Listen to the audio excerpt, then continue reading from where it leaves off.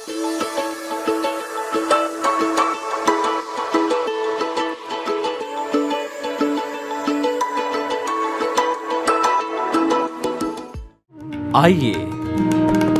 सुनिए, देखिए, समझिए सनातन सत्य। जैसी दृष्टि वैसी सृष्टि, दृष्टि विज्ञान। कुदरत, कुदरती रचना एवं कुदरत के कानून से शाश्वत सुख की प्राप्ति। जोधपुर के परम पूज्य महात्मा उपासक प्रोफेसर डॉक्टर सोहन राज तातेड़ के निर्देशन में सनातन सत्य। जैसी दृष्टि वैसी सृष्टि, दृष्टि विज्ञान।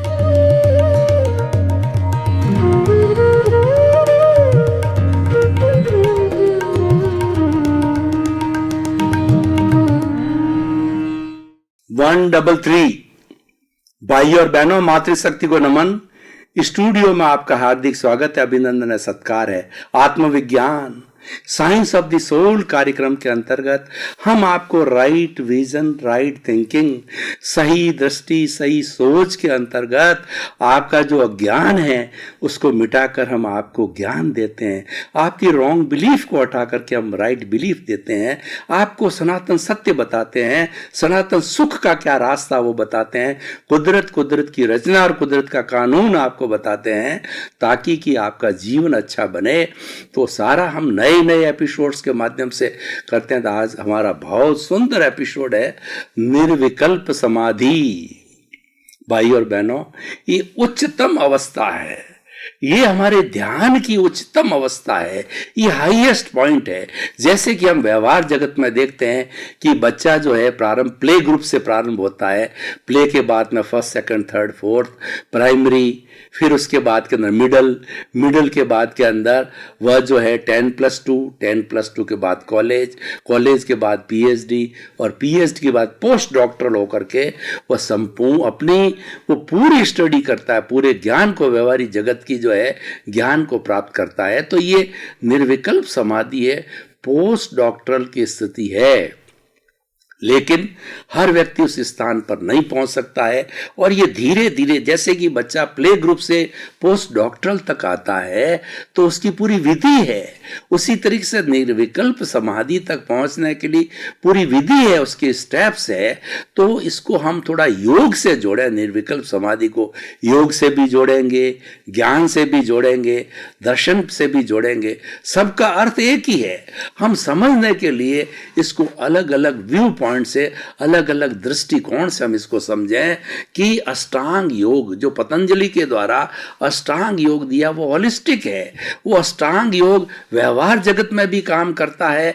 हमारे 5 तरह के जो स्वास्थ्य है, कौन कौन से, फिजिकल हेल्थ जो हमारा शारीरिक स्वास्थ्य, दूसरा हमारा मेंटल हेल्थ जो कहलाता है मानसिक स्वास्थ्य, तीसरा हमारा भावनात्मक स्वास्थ्य जिसको हम इमोशनल हेल्थ कहते हैं, चौथा हमारा जो है आध्यात्मिक स्वास्थ्य जिसे हम स्पिरिचुअल हेल्थ कहते हैं, और 5 हमारा सामाजिक स्वास्थ्य जिसको कि हम सोशल हेल्थ करते हैं। वर्ल्ड हेल्थ ऑर्गेनाइजेशन ने यही जो परिभाषा दी है कि वास्तव के अंदर सच्चा जो है वह मूल स्वस्थ व्यक्ति वही है जिसको 5 तरह के स्वास्थ्य प्राप्त हो, वो होलिस्टिक हेल्थ कहलाती है। और स्वास्थ्य का हम अगर संधि विच्छेद करें, स्व प्लस अवस्था, स्व में अवस्थित होना। स्व का अर्थ क्या हुआ? स्व का अर्थ हुआ कि हम अपनी आत्मा में अवस्थित हो जावें, अपने स्वभाव में अवस्थित हो जावें, वो हमारा स्वास्थ्य कहलाता है। तो वो 5 तरह के स्वास्थ्य जो होलिस्टिक हेल्थ है वह भी अष्टांग योग के से प्राप्त किए जा सकते। ये तो हमारा व्यवहारिक जगत हुआ। और हम अगर भीतरी जगत की बात करें तो अष्टांग योग कहता है एक एक करके इन अंगों को आप करते जाइए तो निर्विकल्प समाधि, निर्विकल्प समाधि के द्वारा हमारी भारतीय संस्कृति की जो लाइफ स्टाइल है, वो जो हमारा काम, अर्थ, धर्म और मोक्ष है, इन चारों की जो उच्चतम अवस्था मोक्ष की अवस्था है वो निर्विकल्प समाधि की अवस्था के बाद प्राप्त होती है। और मोक्ष की अवस्था में जाने के पहले निर्विकल्प समाधि से हर जीव को जाना पड़ेगा, हर साधक को जाना पड़ेगा, हर ज्ञानी आत्मज्ञानी को उस स्टेज से पार होना पड़ेगा, तभी जो है आपको मुक्ति की प्राप्ति। यानी मुक्ति के पहले की जो स्टेज है वो निर्विकल्प समाधि है। तो ये अष्टांग योग क्या है? यम, नियम, आसन, प्राणायाम, प्रत्याहार, धारणा, ध्यान और समाधि। इस तरीके से पहुंचते समाधि, निर्विकल्प समाधि की बात कही गई है। तो मैं थोड़ा थोड़ा प्रकाश डालना चाहता हूं। यम का मतलब अहिंसा, सत्य, अचौर्य, ब्रह्मचर्य और अपरिग्रह। ये 5 ऐसे सार्वभौम यूनिवर्सल ट्रुथ, मौलिक सिद्धांत है। ये हमारे चरित्र के, ये हमारी जो है, इनको प्राप्त करके ही हम आगे बढ़ सकते हैं। कोई व्यक्ति भूल करता है कि मैं तो यम नियम का पालन नहीं करता और मैं सीधा चला जाऊं निर्विकल्प समाधि से, तो उसकी भूल है, वो नहीं जा सकता। क्योंकि कोई भी हमारी सीढ़ी दर सीढ़ी चढ़ेंगे तभी जाकर के हम फर्स्ट मंजिल तक पहुंच जाएंगे। तो अगर हमने किसी सीढ़ी को छोड़ दिया तो हम फिसल सकते हैं, हम पहुंच नहीं पाएंगे। तो इसीलिए जो है ये यम, और दूसरा नियम। नियम शौच, संतोष, स्वाध्याय, त्याग, ब्रह्मचर्य, ये 5 शील, ये 5 जो है ये शुद्धिकरण के रास्ते हैं। ये किस तरीके से हम शुद्ध रह सकते हैं, ये नियम है।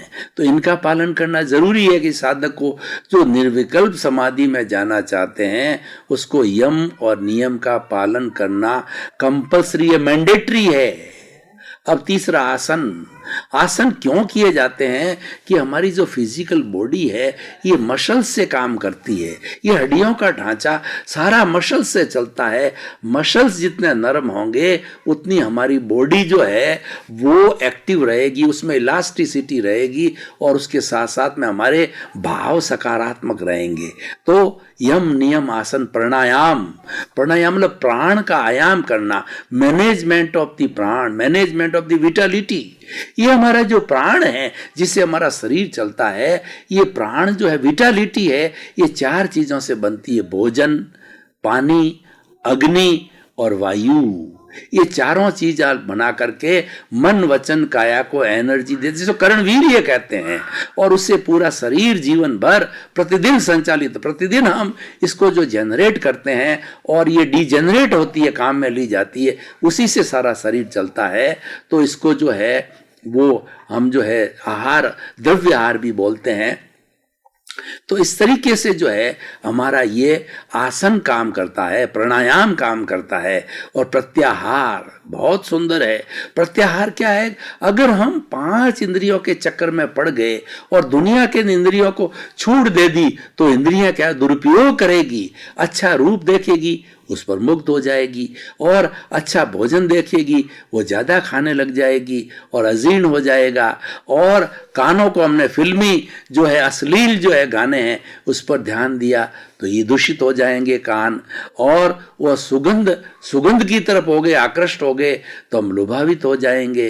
तो इस तरीके से ये 5 इंद्रियों को छूट न दे करके इनको भीतर की ओर खींचना, इनका उपयोग तो ऐसा करना कि हम निर्विकल्प समाधि तक कैसे पहुंचे। यानी प्रभु की भक्ति किसमें है?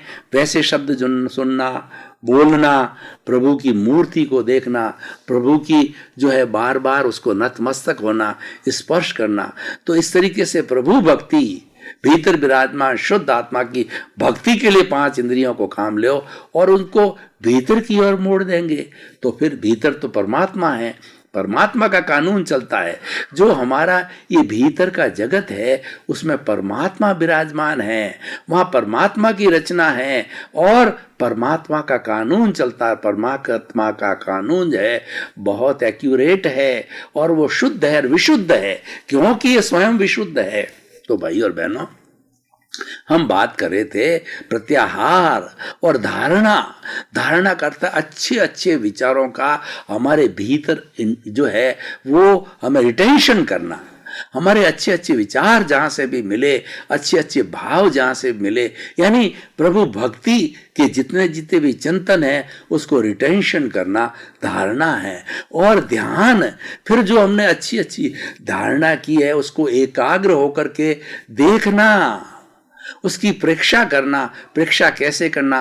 राग द्वेष मुक्त होकर के हमारे भीतर विराजमान प्रभु के जो शुद्ध भाव हैं उनको देखना। और शुभ और अशुभ है, ये राग द्वेष है। शुभ और अशुभ से जो है ऊपर उठ करके इसके जो शुद्ध भाव है, इसकी शुद्ध रचना है, इसका उसको देखना। तो ये हो गया ध्यान।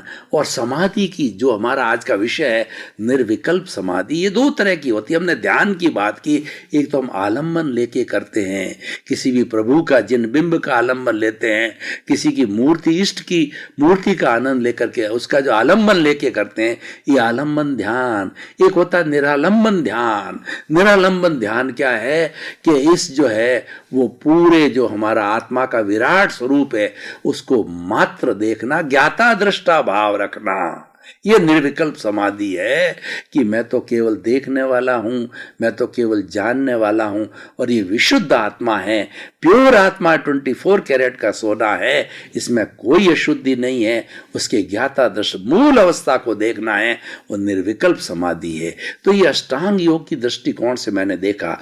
अब मैं दूसरा जो दृष्टिकोण लेता हूं, 5 तरह के ज्ञान है।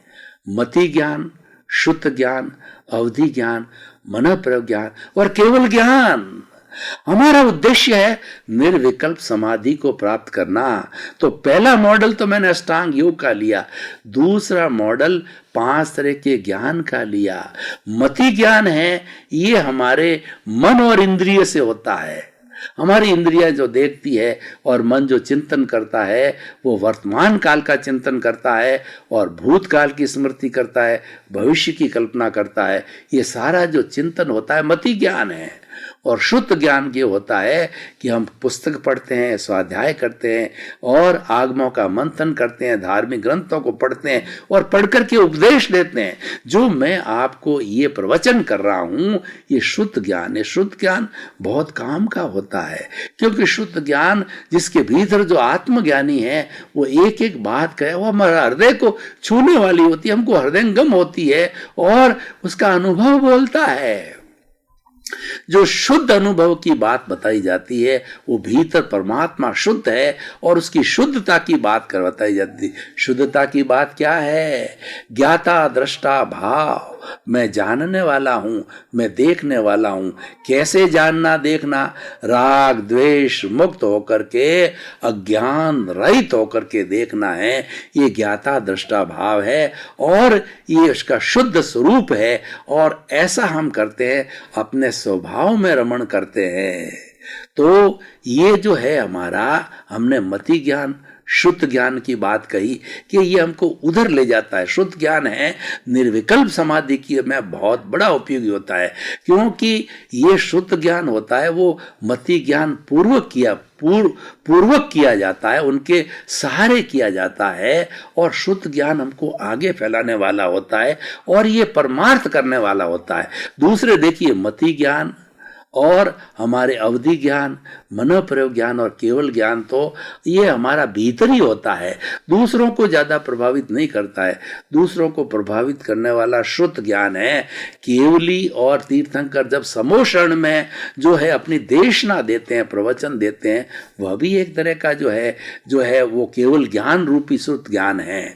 वह उच्च दृष्टि का ज्ञान है। निर्विकल्प समाधि की बात आएगा, धीरे धीरे हम आगे चलते हैं।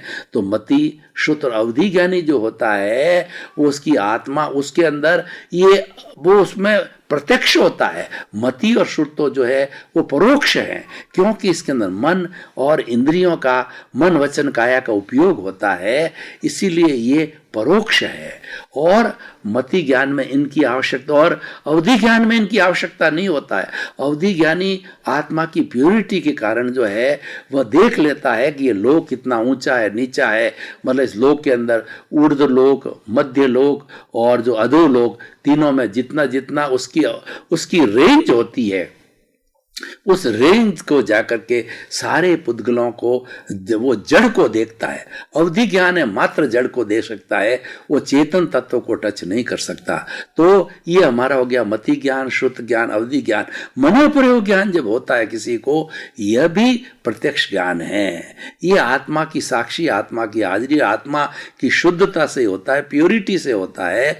तो देखिए कि जब ये हमारा मन प्रयोग ज्ञान होता है, तब किसी मनुष्य के भीतर जो विचारों के परमाणु हैं, वो भी विचार भी जड़ है, उन विचारों के जड़ के परमाणुओं का अध्ययन करता है और वो बता देता है, मन प्रयोग ज्ञानी, इस व्यक्ति के भीतर क्या विचार चल रहा है, क्या ऊंचा नीचा चल रहा है, क्या चिंतन कर रहा है, बता देता है। और उसके बाद होता है वह हमारा केवल ज्ञान।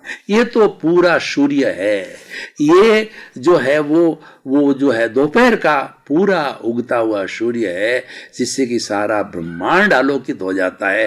तो जिसको केवल ज्ञान हो जाता है, ऐसे महापुरुष को, केवल ज्ञानी को, तीर्थंकर को जो है भगवान का रूप होता है, भगवान हो जाता है। वह सशरीरी भगवान है, शरीर होते हुए भी केवल ज्ञानी वो भगवान हो जाता है। और जब अशरीर हो जाता, सिद्ध हो जाता है, तब भी भगवान होता है। तो वो जो है केवल ज्ञान होने के बाद में जड़ और चेतन की कोई भी भूत, भविष्य, वर्तमान की किसी भी कोई भी अवस्था को पूर्ण रूप से जान लेता है। तो ये हमारा जो केवल ज्ञान की प्राप्ति है, वो निर्विकल्प समाधि के बाद की अवस्था होती है। निर्विकल्प समाधि होता है निरालंबन ध्यान। जब हम ज्ञाता दृष्टा भाव में चले जाते हैं, आत्मा को शुद्ध करते करते करते एकदम आत्मा शुद्धता की, प्योरिटी की 99% प्योरिटी, 100% प्योरिटी से तो मोक्ष होता है। लेकिन जब 90% प्योरिटी होती है, 9% प्योरिटी का अर्थ क्या हुआ कि हमारा 12वां गुण स्थान हुआ है क्षीण मोह। हमने अज्ञान को काट दिया, मोह रूपी जो अज्ञान है वो उसको समाप्त कर दिया, उसको क्षीण कर दिया 12वें गुणस्थान के अंदर। तो हमारे नए कर्मों का बंधन नहीं होता है और 13वें गुणस्थान के अंदर वो केवल ज्ञानी बनता है। पहले मोह कर्म यानी अज्ञान को क्षीण कर दिया, उसके बाद के अंदर जो है उसको केवल ज्ञान, निर्विकल्प समाधि की अवस्था आती है, तो वो शुद्धता की स्थिति आती है। तो भाई और बहनों, ये तो सारा ज्ञान की बात हुई है। मैं क्या कहना चाह रहा था कि कोई गलत काम कर रहा है तो उसके प्रति ओपिनियन, अभिप्राय मत दो, बल्कि आपने उसको कुकृत्य देख लिया तो आप निष्पक्ष रूप से जो है आप उसको अच्छी सलाह दे सकते हो कि भाई ये जो कार्य कर रहे हो ये कार्य अच्छा नहीं है, इस कार्य के परिणाम तुम्हें पता है क्या? तो परिणाम से तुम्हें जेल हो सकती है, पनिशमेंट हो सकता है, कुछ भी तुम्हारे खिलाफ कार्रवाई हो सकती है। तब उसका जब मानस बदलता है और मानस बदलने के लिए वो नए भाव डालता है कि मैं जो है वो इस चीज़ को छोड़ता हूँ, तो नए भाव क्रिएट करने पर वो जो है नए जन्म के अंदर जो फिर वो ये काम छोड़ देगा। तो किसी को समझाइश करना अलग है। देखिए, ओपिनियन और अभिप्राय और समझाइश में बहुत फर्क है। समझाइश तो एक निष्पक्ष रूप से एडवाइस है, एडवाइस चीज अलग है, ओपिनियन और अभिप्राय अलग चीज होती है, बिल्कुल डिफरेंट है। इनको एक नहीं मानना है। ओपिनियन और अभिप्राय तो हमारे कॉजेज डालते हैं और हमको, और ये अज्ञान है, हमको तकलीफ में डालते हैं और हमको इसको अधिकार नहीं है। एडवाइस का हमको अधिकार है और एडवाइस हमेशा अच्छी दी जाती है, उसमें निष्पक्षता रहती है, उसमें राग द्वेष नहीं था। मेरे कहने का अर्थ क्या है कि ये ओपिनियन और अभिप्राय में राग द्वेष है, और जहां पर राग द्वेष होता है वहां पर अज्ञान है, और जहां पर राग द्वेष की प्रतिरोधात्मक शक्ति, समता भाव होता है, वहां पर ज्ञान है। और उसको हम एडवाइस भी कह सकते हैं, ज्ञान भी कह सकते हैं। वो बिल्कुल विपरीत चीज है। एडवाइस और अभिप्राय और आशय बिल्कुल एक दूसरे से विपरीत है, पूर्व पश्चिम है और एक दूसरे के प्रतिरोधी है। तो वो किया जा सकता है। तो भाई और बहनों, हम अभिप्राय और ओपिनियन की बात करते हैं तो हमें अभिप्राय और ओपिनियन जब जुड़ जाते हैं, इसका मतलब होता है हम किसी न किसी प्राणी को दोषी देखते हैं, किसी न किसी प्राणी को हम कर्ता समझते हैं। दूसरे को कर्ता समझना यानी आपने स्वयं को कर्ता समझ लिया, तो ये कर्ता भाव आ गया और दोषी देख लिया और आपने बुरे भाव भी कर लिए। ये सारा राग द्वेष के अकाउंट में जाता है, ये सारा मोह के अकाउंट में जाता है और ये अज्ञान का अकाउंट। देखिए आप ये कंफ्यूजन नहीं करें। राग द्वेष का अर्थ होता है क्रोध, मान, माया, लोभ। तो राग में कौन से आते हैं? माया और लोभ। द्वेष में कौन से आते हैं? क्रोध और मान। तो ये राग द्वेष और क्रोध, मान, माया, लोभ समझ में आया आपके।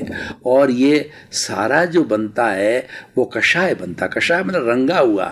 ये क्रोध, मान, माया, लोभी ये अलग अलग जो है, जो अशुद्धियां हैं रंगी हुई है, इसे सो कषाय बोलते हैं। और ये सारा मोह का संसार है, क्योंकि ये बुराइयां हैं। मोह एक बुराइयां हैं और इन सब को हम कहें तो अज्ञान का अकाउंट। यानी जितना भी मोह का वट वृक्ष है, जितने भी बुराइयां हैं, सब वो ज्ञान का रूप होता है।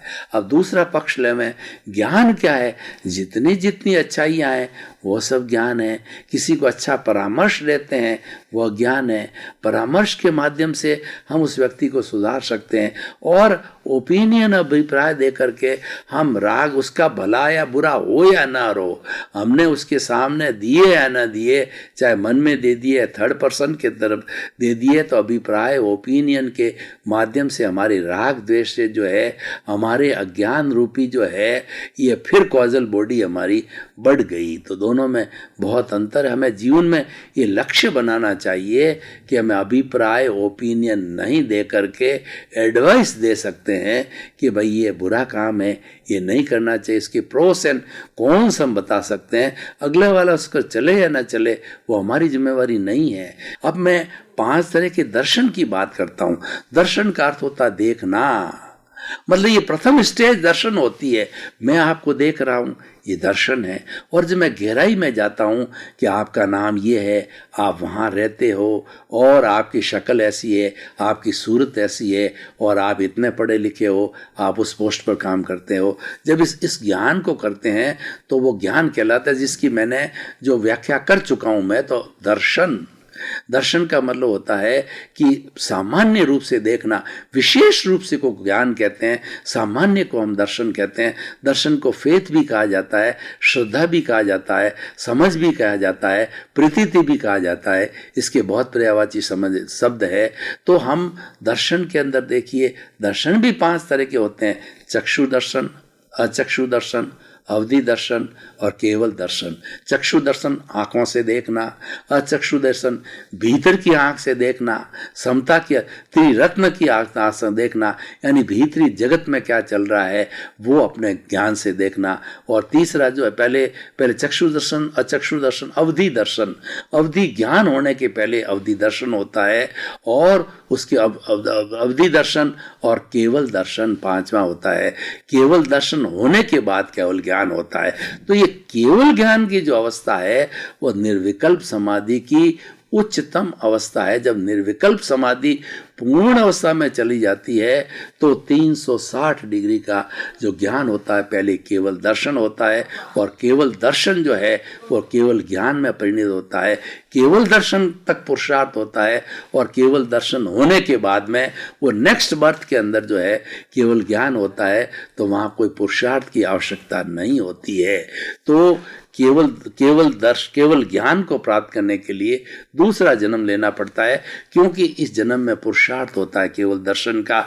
और जैसे भगवान महावीर थे, तो महावीर ने जो है पूर्व भवों के अंदर सम्यक दर्शन जो 27 भव किए, तो 27 भवों को करते करते जो है वो महावीर का जो 27वां दर्शन आया, तो उसके पहले जो उनको केवल दर्शन 26 में भव में उनको केवल दर्शन, या जिसके अंदर उन्होंने प्राप्त किया सम्यक्त्व को, तो उस वक्त में उन्होंने जो है तीर्थंकर गोत्र का उनको बंद हुआ, उस समय के अंदर उनको केवल दर्शन हो गया और फिर 27वां भव में कोई पुरुषार्थ नहीं रहा।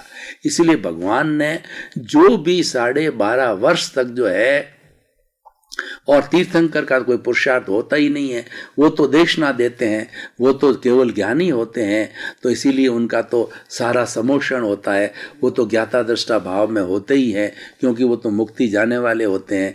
तो जो है वो महावीर के जन्म के अंदर उन्होंने पुरुषार्थ मतलब कुछ नहीं किया। पुरुषार्थ क्या हुआ कि उन्होंने मात्र जो 12.5 वर्ष की जो साधना थी उसके अंदर देखा कि महावीर रूपी पुतला है, ये क्या कर रहा है, महावीर की मन वचन काया को जो है क्या कर रही है, उसको मात्र ज्ञाता दृष्टा भाव से देखते रहे, राग द्वेष मुक्त होके देखते रहे। वोसरे इसको कोई भी जो है मनुष्य है या तिर्यंच प्राणी है, मनुष्य गति वाला, तिर्यंच गति वाला, देव गति वाला, इसको मारे पीटे तो ये मेरा नहीं है, वोसरे छोड़ दिया।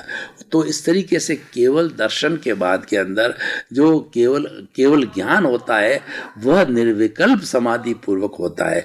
तो मैं ये कहना चाहता हूँ कि केवल दर्शन को प्राप्त करने के लिए निर्विकल्प समाधि की स्टेज पर पहुँच करना कंपल्सरी है, मैंडेटरी है। ये हमने 3 मॉडल दिए, एक तो मतिशुद्ध अवधि और मन प्रयोग केवल ज्ञान, ये 5 ज्ञान बताए, 5 दर्शन बताए, चक्षु दर्शन, अचक्षु दर्शन, अवधि दर्शन, और दूसरा चक्षु दर्शन, अचक्षु दर्शन, अवधि दर्शन और केवल दर्शन। ये 4 तरह के हमने दर्शन बताए आपको। तो इस तरीके से भाई और बहनों, तो जो है हम ये निर्विकल्प समाधि की अवस्था तक पहुंचने से ही हमको प्राप्ति होती है। और अब प्रश्न ये है कि निर्विकल्प समाधि की स्टेजेस हमने बता दी, और निर्विकल्प समाधि को प्राप्त करने के लिए व्यक्ति को काफ़ी अच्छा पुरुषार्थ करना पड़ता है। उस पुरुषार्थ करने के लिए उसको 5 आज्ञा का पालन किया जाता है, रियल, रिलेटिव और अकर्ता भाव, और फाइलों का संभावपूर्ण निपटारा करना और जागृति।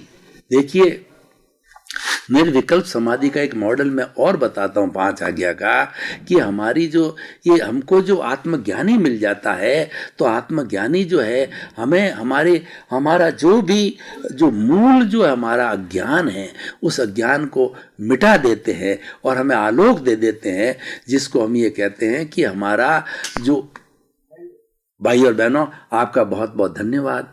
आप आत्मविज्ञान कार्यक्रम देखते रहिए। आत्मविज्ञान कार्यक्रम में जीवन की उन्नति के सूत्र मिलते हैं। आत्मविज्ञान कार्यक्रम में जीवन की उन्नति के नए नए एपिसोड्स मिलते हैं, और आपको बहुत थ्योरी और प्रैक्टिकल करवाई जाती है। आपकी सोच को अच्छा बनाया जाता है, आपको एक दृष्टि दी जाती है, जैसी दृष्टि वैसी सृष्टि बन जाती है। तो आप हमारे साथ जुड़े रहिए, और आपकी कोई भी जिज्ञासा हो तो हमारे पर्दे के पीछे हमारा ईमेल और हमारी वेबसाइट और हमारा मोबाइल ऐप लिखा हुआ है, उस पर आपने सुझाव आ रहे हैं और भेजते रहिए, और आपके सुझावों के अनुरूप ही ये सारे एपिसोड्स बनते हैं। तो आपकी सभी शंकाओं का समाधान होगा। आपके प्रति मंगल भावना, शुभकामना।